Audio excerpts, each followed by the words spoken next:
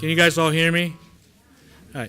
Hi, my name is Shoji Sataki, and I'm a professor at West Virginia University. I'm also on the board of directors of NCECA. And before I make my brief introduction of this next lecture, I'd like to request that you guys make sure that your cell phone is on buzz or silent. All right. Thank you very much. And I hope you guys are having a good time in Portland. Yeah. And so, yeah. Right. So one of the things that as an academic and as an educator I really push is traveling and studying abroad and making opportunities and trying to find opportunities to do that. And this lecture I think is very fitting. And so, in fact, through my school, we offer a lot of different educational study abroad programs, and you can see a lot of the other exhibitors here that are actually kind of promoting some of that as well. And so, Brandon Schnur, who is lecturing today, who's one of my graduate students, The Quest for Clay, The Importance of Travel, right? He did his undergraduate study at Kansas City Art Institute, and he's currently a graduate student at West Virginia University, and he's actually done quite a bit of traveling as part of his education. And you don't have to be a student to do that stuff, right? And there's opportunities to do things. And there's always opportunities also to try to find money for studying abroad. And it can be a very immense, full, once-in-a-lifetime opportunity, and it's a very transformative experience. And I'll let Brandon tell you all about that. And then there may be a little bit of time for Q&A afterwards, but there is a program right after his, so we're not trying to cut anybody off, but Brandon may cut you guys off, right? So here's Brandon Schnur. Thank you. How close do I have to be to this thing? Is that good? Okay. Well, Shoji pretty much just gave my entire presentation, so... Yeah, like you said, my name is Brandon Schnur. I'm a graduate student at WVU. I'm an avid explorer and adventurer when I'm not spending all of my time in studio, which is pretty much 24 hours a day. What's that? Oh, sorry. There we go. Very, very good. Yeah, and like Shoji said, this talk is primarily about travel. One of the most vital options that students have. This talk is very much geared towards students because I myself am a student, but it works for, this talk really will affect everyone.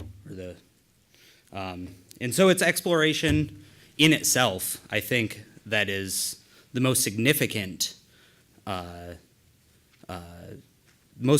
thing a young artist still trying to find their own voice and their own creative ideas. That is so important. Obviously, we're in Portland right now. I'm sure not all of you are from Portland. So you've already achieved step one. Good job. Probably don't even need to be here. But so I'm going to tell this as a story, through, I guess, my own story. There we go. I got it to work. Because I guess if I'm gonna just bore you with like facts and lists and deadlines and paperwork and all that stuff that goes into traveling, I want to take the opportunity to talk about myself. And I'll put that in the middle somewhere. Can't change the thing here. Okay, the second aspect of this talk is, just as important as the first. Unless, of course, your parents are super rich and love throwing money at you. And that's how to fund these travels. And so that list of like deadlines and stuff that I mentioned a few seconds ago, you should probably also add planning to that list and preparation. And if you're not organized, put preparatory planning on there too. And these include things like visa applications, artist statements, letters of intent, references, all the things that take a lot of time. I won't talk about those too much because it varies from program to program, but they are all a part of the process. And I'm not going to talk to you about cost of anything really because, again, it varies. But what I will do is share with you all the research that I've done and am still doing about how to get people or organizations to pay for you to do the things you want. And I guess clay in itself is pretty inconsequential to the story, but I am a ceramic artist, primarily ceramic artist, and so it's something that's a part of my life and something I love, so it tends to dictate a lot of my decisions. And so I guess with that being said, be happy that you and I are working in a field that has so much passion for the people working in it and for the material itself. And enough so that we can have these amazing conferences. And I can guarantee you that you'll never meet an accountant that has this wonderful, magical story of when they went to the far-off land of wherever accounting started. I'm assuming they don't have the same love for their work as we do, but who knows? Accountants could be cool. And I guess it's not really the third aspect of it, because it is really the most important aspect of it.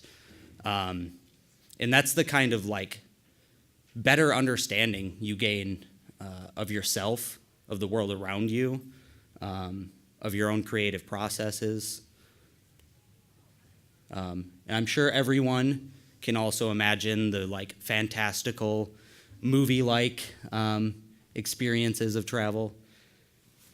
You take the stereotypical European backpacking excursion, filled with all the youthful hijinks, summer romances, underground raves, certain actions without consequences, special treatment as a foreigner, lots and lots of alcohol. And that's me just talking about my one-day overnight trip on the island of Hvar off the coast of Croatia. Yeah, I'll never forget that.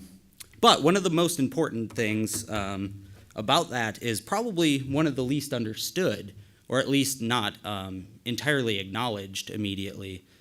And so it's really the experience, the gaining of perspective, the importance of empathy. My desire for a worldwide halting of ignorance. Not really putting any people that don't put forethought into what they're thinking and they just spew out information, right? Those things need to stop, and travel helps that. So, okay, now I'm actually going to get in my story.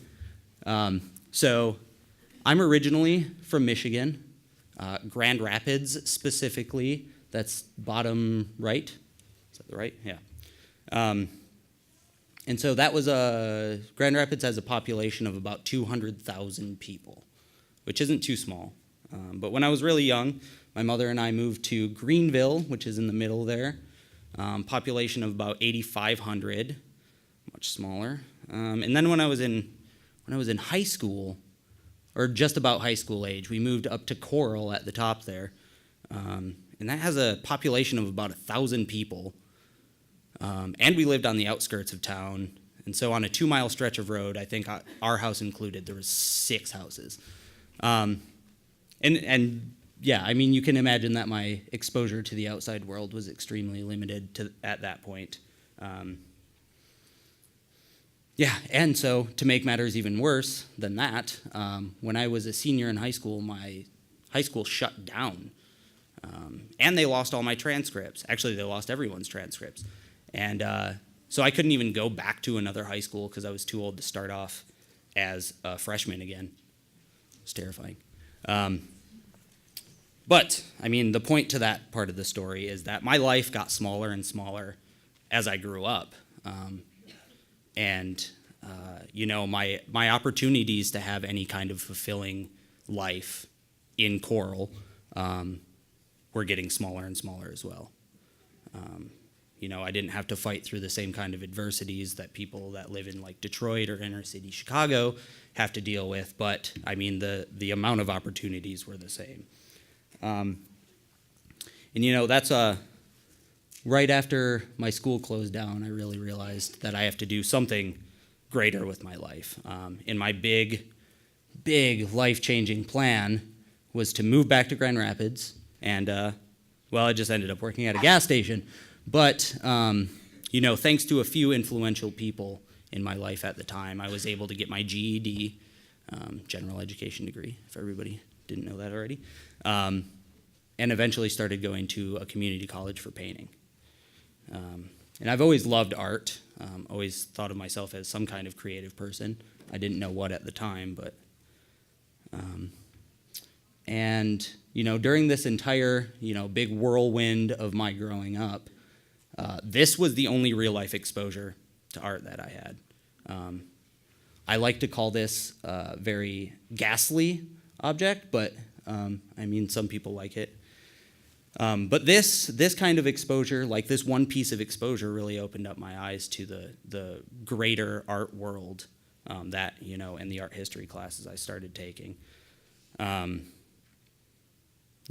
actually when I was still working on my elective classes, the jewelry class I wanted to take was, the slot was taken up by the last art history class I had to take. So I accidentally took a ceramics class. I guess that was lucky enough for me. And so assuming that none of you know anything about geography, sorry. This is the regional map of, where I grew up until, about 23. And so you can see that there's not much difference in the places that I've been my entire life, had been. And so again, thanks to some influential people, mainly at this point my ceramics professor, he really helped me out to, not by giving me any answers, but he allowed me to pose the correct questions to myself. Those kind of questions really being, was I happy with a 2-year community college painting degree? No. And did I want to keep pursuing and furthering my knowledge of ceramics? Yeah, absolutely. And so he gave me a list of schools to apply to. One of them was literally across the street from the community college I had just been at. And I definitely knew that was out of the question for me. And so, you can see even on a national scale, it's an even smaller space. And so when it came time to picking a school, I knew that everything in Michigan had really been exhausted for me. And so when I got my acceptance letter to the Kansas City Art Institute, thank you very much, Carrie, I was so ecstatic. Ecstatic? Ecstatic. And that's the one really big step for me. It was being away from the familiar, being away from the easy, doing stuff that's kind of scary. This is me and my dad acting like gorillas in a cave. And this is like we took a road trip to Missouri to visit the school, and we stopped by a bunch of caves. This is the first time I'd ever been in a cave.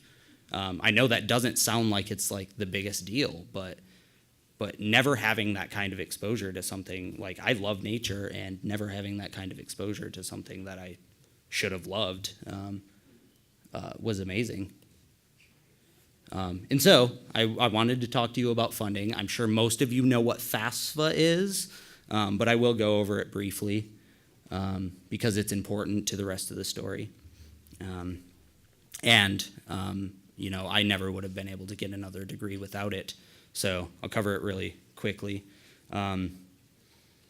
FAFSA gives you allows you to apply for Pell Grants, need-based grants for people that have not received a bachelor's degree. There's also FSEOGs that are for extreme financial need cases, can be determined by your school. Plenty of other options. These are loans, but they're a good way to boost your chances of going somewhere that you really want to go. and just so I'm actually covering all of my bases, always make sure if you're applying for FAFSA that you're on the right website. There are plenty of fake FAFSA websites that not necessarily will do anything malicious with your information, but they will take all of it and make you pay for it. And so it's always the free application for federal student aid. Talk to your financial aid office about it. And so, yeah, I finally made a permanent move to somewhere that was not my home. I don't know why I wore this jacket. It's way too hot in here. And, you know, this is one of my first exposures to someone that wasn't exactly like me. You know, people from all over the world, all over the country. You know, this is actually, KCAI is where I learned what feminism was. I literally had never even heard that term before I went there. And, you know, I went to the march in Washington, D.C. a few months ago. So, but we had amazing exposure to the art world, visiting artist lectures, Bill Strickland, Theaster Gates, people I never would have even known about without this school. Drag shows. That was fun seeing a drag show for the first time. No idea what was going on. This is also where I learned there are really, really amazing people out there that really, really just want to help young students live their dreams, you know, with financial support. The older couple in the middle, in the front, are the McCowans. They give out a special project grant every year, specifically through KCAI, for sculpture and ceramic students. And I won, one of 6. And it allowed me to do something that I've wanted to do for a long time, which was travel to Yellowstone, observe the wolf population that had just been reintroduced 10 years earlier to that, and the kind of stuff that I was making work about. And the best thing about that is what I found is, I found out I'm a terrible wolf tracker, for one. But I found out that, like, there was this weird, like, psychological impact it had bringing the wolves back. It was like this big bad wolf syndrome that really helped strengthen my work. NCECA in Houston, Texas was the next week after I got back from Montana. And if you want a really fun way to fund yourself, try selling pots out of the back of your car. I'm serious though. We spent 15 minutes parked there, and we had people stopping traffic just to buy pots from us. Tried it again the next year, didn't work at all. But we made enough money to fund our drinking for at least one day. Coffee, I mean, obviously. Come on, button. And also, while I was at KCAI, they were running a program to Kecskemét, Hungary, to the International Ceramic Studio. And so this is where FAFSA can come back into play again, because if you qualify for Pell Grants, you don't need to receive them, you just have to qualify for them. You can apply for what's called the Gilman Scholarship. And this is a scholarship that's given to you for up to $5,000. And it's specifically geared for traveling abroad. It's funded through the State Department. And so if you've seen the budget recently, you know that it's a real slime. I mean the budget's real slim. I don't know how I made that mistake. But I mean, it's literally a scholarship for you to go somewhere new and learn something new. And you know, maybe I'm not the only one that thinks travel is important. And if that wasn't good enough, there's also a critical language or a critical need language scholarship that you can automatically get applied for if you go to a place with whatever they consider critical need. And that includes like Chinese, Indonesian. I would say I really want to see the Ishtar gates too, but I don't know if Iraq's probably the safest place to go, as an American at least. So, I mean, like, be smart about your location choices, obviously. I went to Croatia right after Hungary, but I can't talk about that any more than I already did. This is my friend Melanie Sherman's work, and she got what is called the Windgate scholarship that allowed her to travel throughout China, Japan, Europe, connecting with the origins of clay, patterns, styles. So this is the page for the Windgate Fellowship. This is specifically for undergrad students in their senior year that show promise in their chosen craft. It's available through nomination of your faculty, so just bug your faculty about it constantly, as long as your school's participating. So yeah, ask your professors about that. But she really changed her work quite a bit when she got done with her research. That's Melanie on the left, and also my friend Joey, who we were both, all three of us were in the same graduating class. They both received the Regina Brown scholarship through NCECA, which I also applied for. I was this close to getting it. I swear to God, this close, which means I applied for it and just didn't get it. But it helped them both do a lot of research in the things they were interested in. I think Joey went to New York and looked at a bunch of galleries, which is awesome. And so right after school, I started working at Belger Crane Yard Studios. If any of you went to the WVU NCECA party last year, that was me DJing. I was the greatest. And that was the building it was at. But, I didn't want to work at a ceramic supply store forever. And so the next big move for me was grad school. I knew if I was going to start off new, I wanted to start somewhere new. And so WVU was a great opportunity for me. And a little plug for WVU, if you go there as a grad student, your first semester is in China. You spend the entire semester in China. And so not only did I get to move to West Virginia, but I got to travel to China. And so I got a double adventure out of that. This is where I really got to meet new people, see a new world. And my buddy George Cho also came into the grad program when I did. He's a Korean Canadian.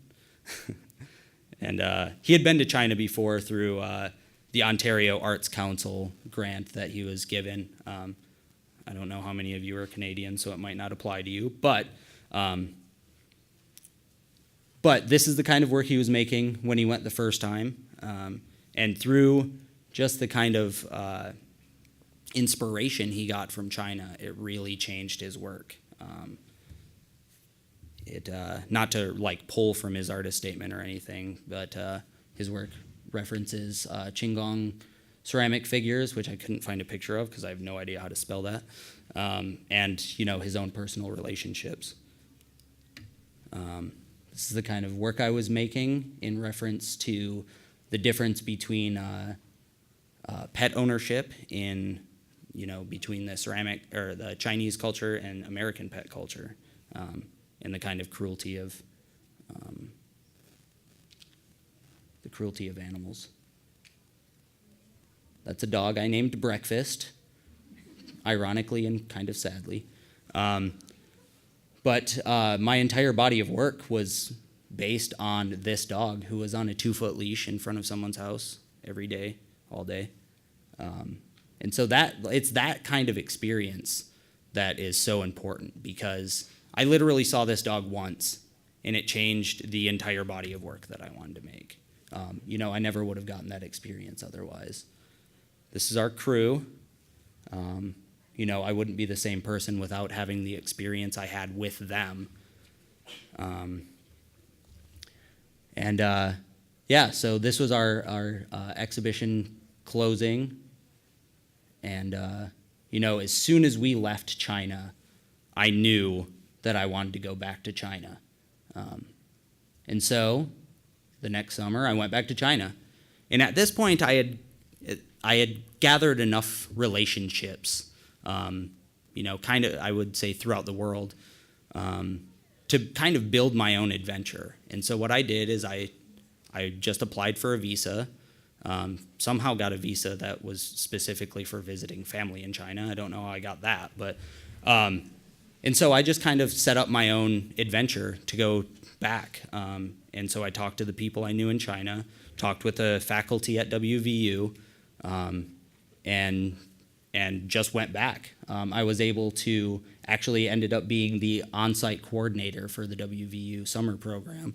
Also, another plug, go to the WVU China ceramics or summer program. It's amazing.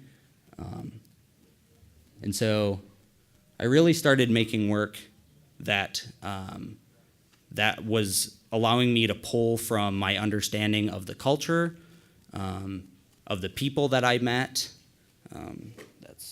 My notes aren't there anymore. I was pulling from all these experiences that I had before. I'm already running out of time too. I was reacting to people that lived a completely different kind of life than me.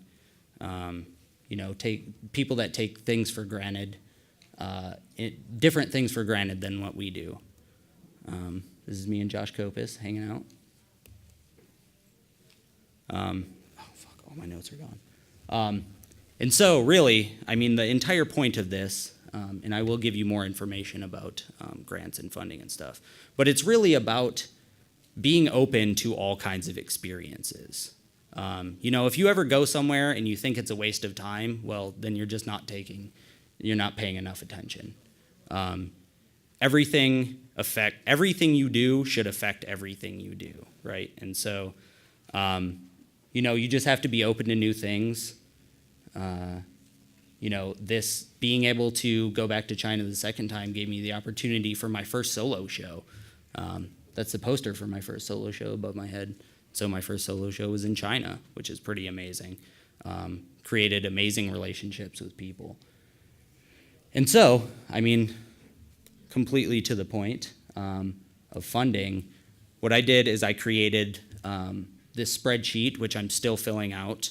If you go to my website at the top, I've listed residencies, funding opportunities for grads and undergrads, color-coded all of it, so it's pretty easy to figure out. But these are all things that either give you money for traveling how you want, or are places that will help you fund your whatever adventure you want. And so with this, I think about the idea that you just have to be open to whatever. If I were you, I would apply to all of these things, and then just, if you get into 10 of them, go to the one that sounds the most interesting. Don't limit yourself.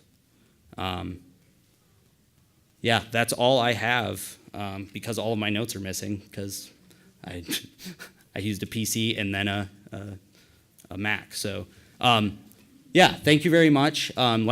We said, please clap.